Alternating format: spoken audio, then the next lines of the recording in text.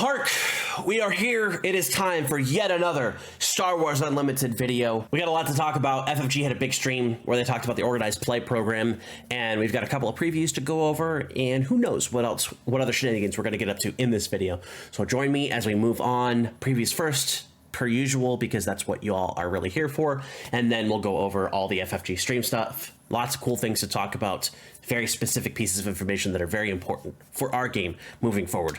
So without further ado, our first creator preview comes to us today from the Golden Dice, and it is a very interesting and effective card. We have here Open Fire, which is a 3-cost aggression event, and it cleanly says deal 4 damage to a unit. It's a common from SOR, obviously, 172 out of 252. Art here is interesting. One small complaint I have is that the helmets feel a little oblong. I know what they were going for the design, and a little bit of like minimalist here, kind of. Just like this right here kind of bugs me. But the rest of it looks fine for, you know, stormtroopers blasting. Open Fire as a whole is actually a pretty interesting card. We've seen before Repair is a 1-cost heal 3 damage from a base or a unit, while Open Fire is a 3-cost deal 4 damage to a unit. What this is going to be doing is this is going to help you take difficult to clear units off the board, or worst case scenario, take a shield out and just deal with things that way. I did end up playing a couple of games of demo decks that I had put together from previewed cards, and this card was used effectively once each game, but it did clear out troublesome units on my side of the board that were able to allow my opponent to win both games. We just played one best of 3 set, which was interesting to get a grasp on the game itself. I'll talk more about that later, but right now at this specific preview, it's a good card. I think this is going to be a 3 of in any deck that plays aggression. Being able to just say, I'll spend 3 resources to get rid of that unit, it's a powerful effect that is going to clear out a lot of troublesome units that are on the board. Our next creator card comes by way of the Johto Cast, and this is another interesting space unit that's going to give us a little bit more information about how things are going to be costed in the space arena and what their effectiveness is going to be. We have and I'm going to say this wrong, a Zuzi Tuck Liberator Gunship. If I said it wrong, my bad. It is a 4-cost space unit, Cunning Heroism, 3 power, 4 health, vehicle fighter, and it has Ambush. This is the first card I believe that we have seen with Ambush on it. It is a common 195 out of 252 from Spark of Rebellion, excuse me, not Spirit of Rebellion, that's a different game. And this is an interesting unit because it's similar to the TIE Interceptor, the Imperial Interceptor, but rather than being able to just ping something off the board without any risk, this is going to send itself at another unit and probably survive in the space arena unless it's trying to go after a Star Destroyer. At that point, this would effectively be a pay 4 deal 3, which is not great. To note here, Ambush is optional. You don't have to ambush. You can just put it into play exhausted and not resolve ambush, but if you do choose to resolve ambush, it readies and exhausts to attack another unit. This is something you'll see a lot to try to clear difficult units off the board, whether that's just a plucky TIE Fighter or a TIE Interceptor, and it should still remain on the board with 1 or 2 power left, but you take a risk of being left open to be pinged off the board as well. I'm not entirely sure I see this being super playable. One of the things I do need to try to actually pull back from is making judgments about individual cards, because of playing a couple of little demo games has showcased that the small card pool being so small does actually mean that it's difficult to make a true judgment about any specific card. I thought some things were good, they turned out not to be. I thought some things were bad, they turned out to be great. It is what it is. This is a very interesting card, though. I do like the representation of the Wookiees in Star Wars Unlimited. Our next preview comes by way of the official FFG live stream. Now, I was not anticipating getting any previews of cards from the FFG live stream, but they snuck one in there right when we weren't expecting it, or when I wasn't expecting it, and it's a very interesting card. I'll go over the entire actual FFG live stream later, but y'all want to see the cards, so here are the cards. We have here the Emperor's Royal Guard. It is a ground unit, 3-cost command villainy, 3 power, 4 health, Imperial. It is a rare from SOR, and it is 82 of 252. It has 2 abilities on here, one in a red text box here that says, while you control an official unit, so right now just Tarkin, this unit gains Sentinel. While you control Emperor Palpatine as a leader or unit, this unit gets +0/+1, so it becomes a bigger defender if you have Palpatine on the board, whether as leader or a unit. This also confirms that you do control your leader. It is an active piece on the board, even if it can't necessarily be interacted with specifically. But a couple of the things that this shows us is we have, it's not a chonky boy, but it can be a chonky boy if you have the Palpatine. But by having an official on the board, and it has to be a unit, not leader, you get Sentinel, which means this can block a ground-based attack. And Sentinel is going to be a very, very, very strong ability because it's not an optional, my opponent can choose just to block. It is a mandatory effect that you must attack the Sentinel before you attack any other units or a base. And that is relevant. This also pseudo confirms, it future proofs, but pseudo confirms that there will be an Emperor Palpatine leader or unit, probably a leader specifically that will flip into a unit. But it does open up the design space for future Emperor Palpatines that are not leaders, that are just units.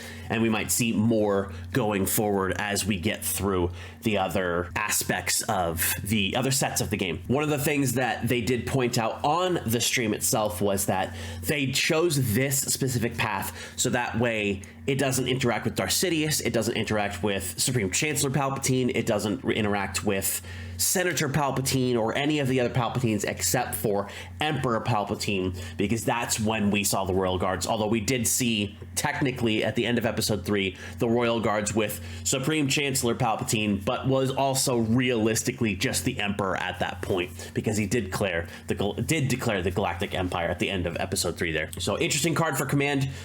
It will be interesting to see moving forward how Command's cards themselves work. We've only seen 3, Tarkin, Leader Leia, and now this. I'm a little worried that Command isn't going to have anything spicy in terms of really neat gameplay, whereas Vigilance has the big butt, Aggression has all the attack, not necessarily all the attacks, but a lot of the damage and high-powered units, even if they have low health. And then Cunning seems to be the tricksy, get an attack for some extra power, or ready a resource, or tap down a unit, or ambush, other different things. Lots of tricks that are going to be available with Cunning itself. And Command seems to not really have, right now, an identity, but as I said in the previous segment, I have to manage my own expectations of expecting so much out of the limited card pool that we've seen so far. Emperor's Royal Guard will be interesting, probably a mandatory 3 of in any deck that it does include Palpatine, especially if it has officials so that it can gain Sentinel. Royal Guard, Tarkin, Palpatine, easy 3-ish card combo that would help you get to where you need to be to make this be fully active. For our art section for this week's video, we have a fun piece of art here that dropped on Monday morning, so obviously as of recording this video, and it shows an interesting scene from The Empire Strikes Back. Here we have the Snowspeeder attack on the AT-ATs, AT-ATs, however you choose to pronounce them. I believe both are indeed correct because AT-AT was specifically stated in the Rogue One movie, even though technically those were AT-ACTs. Anyway, we have a cool piece of art here. We do have the 3 AT-ATs and then some Snowspeeders, including one being destroyed. People are speculating this is an event. I actually tend to agree with that speculation, but I don't think it's actually going to be a villainy event. I think it's going to be a heroism event, and the reason why I think that is because the tweet itself said execute attack pattern Delta, which I believe was a line from either Wedge or Luke on the actual tweet itself, which will be linked below. So it's a cool piece of art. I like the design of it a lot. One of the things that was pointed out, and I 100% wholeheartedly agree, for the most part, this art style really allows vehicles to shine. I don't know that I think the restored ARC 170 looks all that good in the art style, but that's probably just because of its damaged state. The X-Wings, the TIE Fighters, the Snowspeeders, the AT-ATs themselves, they all look gorgeous. And in a previous video, that Star Destroyer that we saw was also absolutely amazing. And then in the original preview video of Star Wars Unlimited, almost said the wrong name, you have that Star Destroyer on the back with the black star or sun in the background, or eclipsed sun, with it destroying a bunch of ships and stuff. Really fantastic art across the board for all of that. So, AT-AT, I wanted to go over quickly before we get into the actual FFG Live Recap that I did, as I said before, play a couple of games with demo decks, which are not in that deck box over there. They're in another deck box that's upstairs. Actually, still in my car. Not relevant. I played a couple of games, and it was interesting to see the game in play. I am I am still excited about playing the game, but some of my expectations about what we're going to see were a little bit tempered. However, I do know that is because of the limited card pool. And to give you guys an idea of what the demo decks that I had built are, just going to quick layover. We have Vigilance, Heroism, Luke with the Cunning base, and then I had Aggression, Villainy, Vader with the Command base. What I believe will be the starter products and most likely be the Gen Con demo demo decks, because you don't get to keep the decks. Vader right now as it stands is much more powerful than Luke. Luke, if he can get a couple of things on the board and keep them there, can end up being much tougher to break through for Vader. But once Vader gets the saber onto him, which is not hard in a 30 card deck with 3 copies of Vader's saber, he can just wreck literally anything that comes at him, and it's very difficult to deal with that because obviously Vanquish cannot stop him since he is a leader, and Vanquish only stops non-leader units. The biggest thing that you can do is shield up your stuff, but because Luke can't shield himself and there's no other current shielding capacity, the only thing you can do is hope that Yoda dies to get the experience onto Luke, which would allow him to have a couple of extra health to deal with Vader as he comes out. But even Vader's just little ping, ping, ping, ping, ping, ping, ping, ping, ping, and dropping things like the TIE fighters to attack into X-Wings, or the Imperial Interceptor to just ping X-Wings off the board, or the ARC 170 off the board before it can do anything. The advantage is in the hands of the player who is able to deal damage to things to mitigate the board. And right now with what Luke has, he does not have that advantage. But that doesn't mean it's impossible for Luke to win. And again, very, very, very small card pool. It's literally 10 different cards in each deck. So you're going to see a lot of the same stuff no matter what. Sentinel is very strong. The Wing Guard is not as strong as the Cell Block Guard, but they're still both really good cards to have in each deck.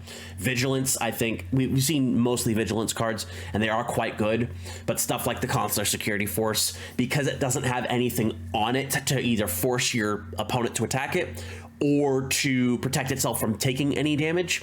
Sure, you can trade into the Sentinels and still survive, but you have to wait a turn to do that. So the tempo of Vigilance right now is mainly defensive, but the tempo of Aggression and even just Villainy as a whole, huge. You just go. You step on the gas and you go, and there's no stopping you. Those are my initial observations. I do like what we've seen so far with the cards. I don't know exactly how I'm going to build decks because, again, 25, 28 cards now total, maybe a little bit more than that. Until we see more, I want to see 100 cards total in the first set to be able to make an accurate observation as to how the game is going to play. The concept that I've seen bandied around that Probe Droid is broken with Vader's saber is nonsense, because all you have to do is just hit it with 3 damage and it's gone, and you've just wasted however many resources it takes to get that combo on the board. And it's not going to be hard to deal with those little things. Health is very important in this game so far. The bases being at 30 health, I think, is actually a really good kind of countenance of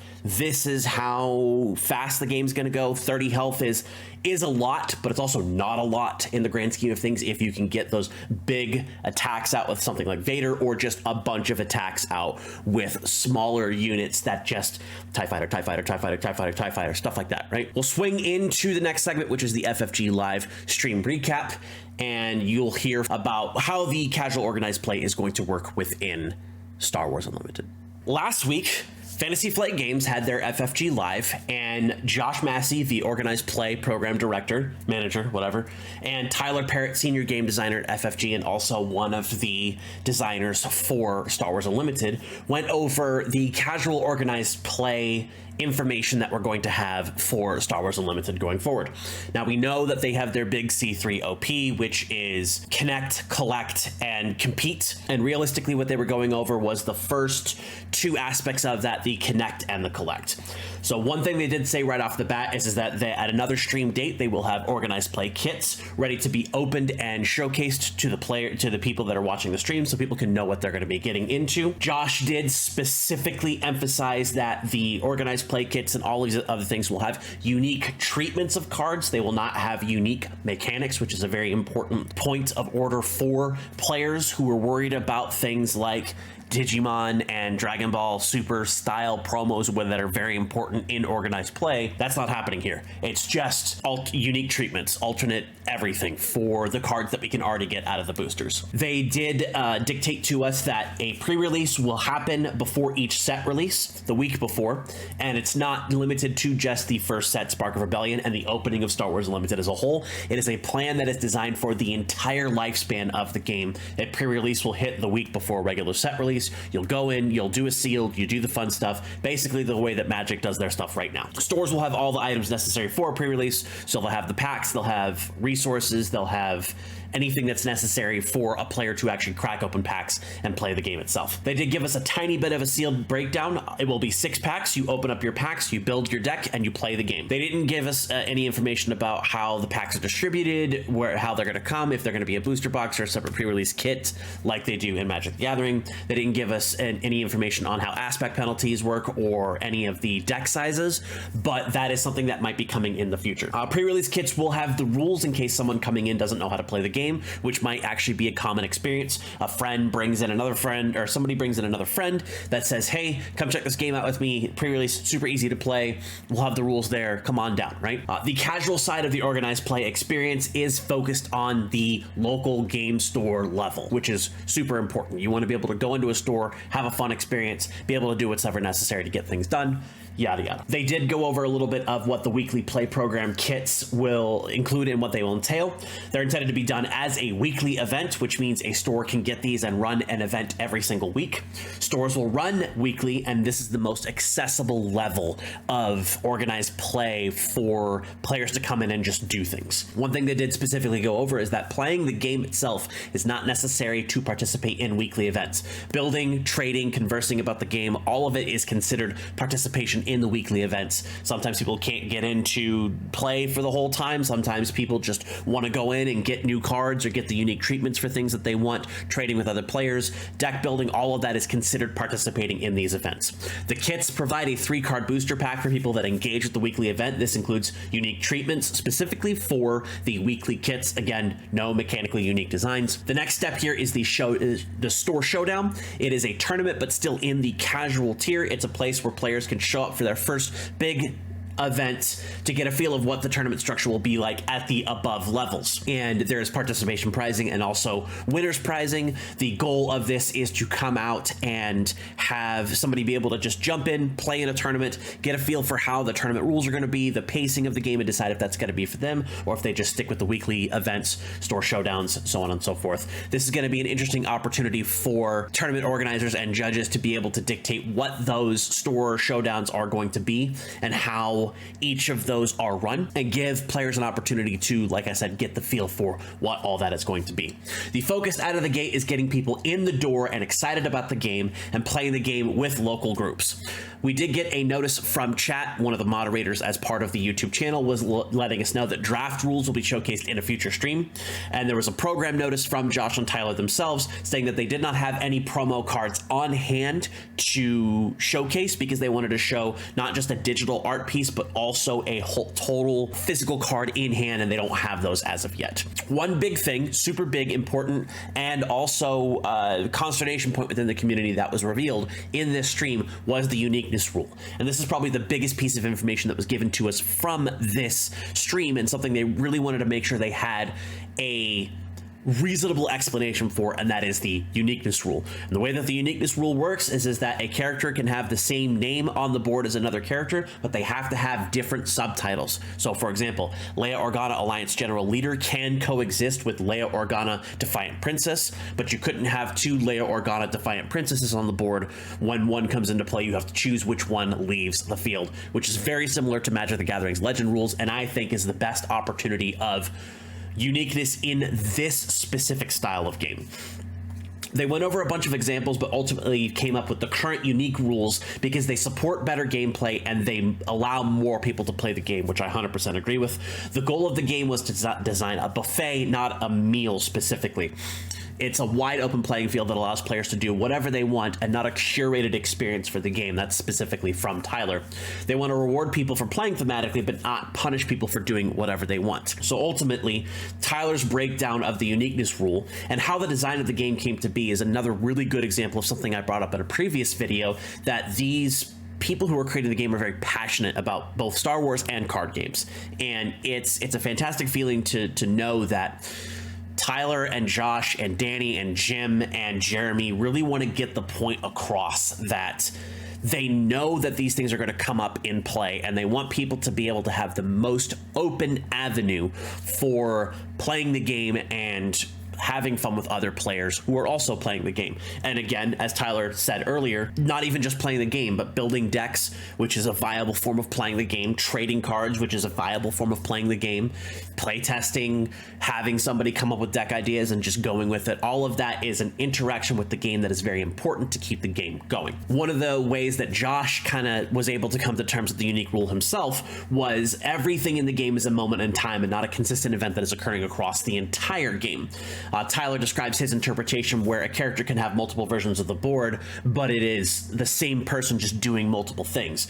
Having a Hoth Luke somewhere, as well as having a Dagobah Luke somewhere, as well as having the Bespin Luke, which is technically the leader. It's not three different Lukes, it's Luke doing things, going through his journey as you play the game on the board, and that could come across 2 movies, 3 movies, books, whatever. It's a wide scope, but it's still moment to moment, not necessarily a consistent story being told on the game board. TLDR, the most gameplay sacrifices the least theme, but it creates the most design space, which I agree with this. I don't think that people throwing together a deck of 8 Vaders is going to cause a huge issue within playing the scope of the game. If you want to play Vader Tribal, play Vader Tribal. I'm not gonna dunk on you for that, because that's really cool. It's gonna be hard to pull off, but if you do pull it off, that's actually gonna be pretty impressive. Last thing he covered here are, they did have a couple of questions.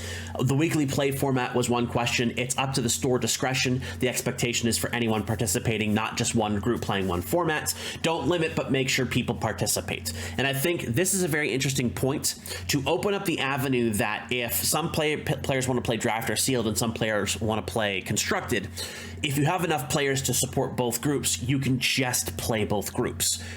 It's a weekly event designed to just have people have fun, but if you have 4 players that want to play constructed, do a little round robin tournament there. If you have 8 players that want to play draft, boom, you've got a draft pod.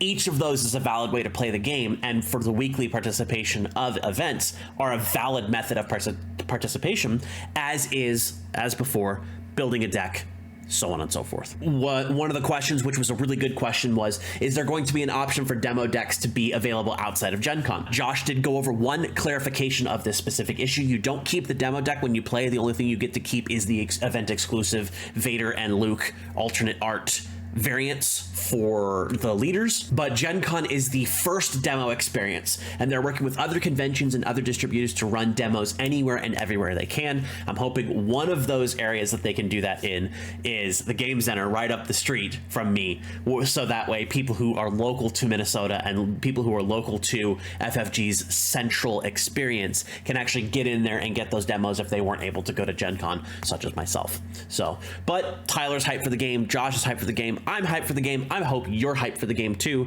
and that's pretty much all the necessary information from the FFG live stream. It's a lot of information here, but the most important portions are pre-releases are coming. They have multiple different types of OP kits, and the uniqueness rule is a thing that does exist, and I hope it doesn't make too many people angry, because I think it's the best way to get the most people playing the game.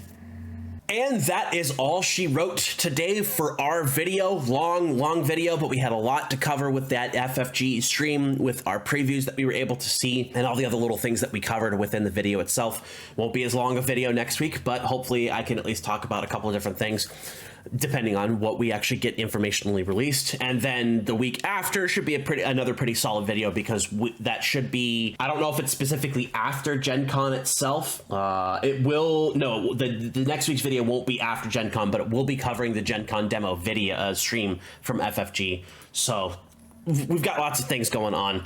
It'll be interesting to see what goes on. I hope you all enjoyed what you saw here today of me talking about Star Wars Unlimited.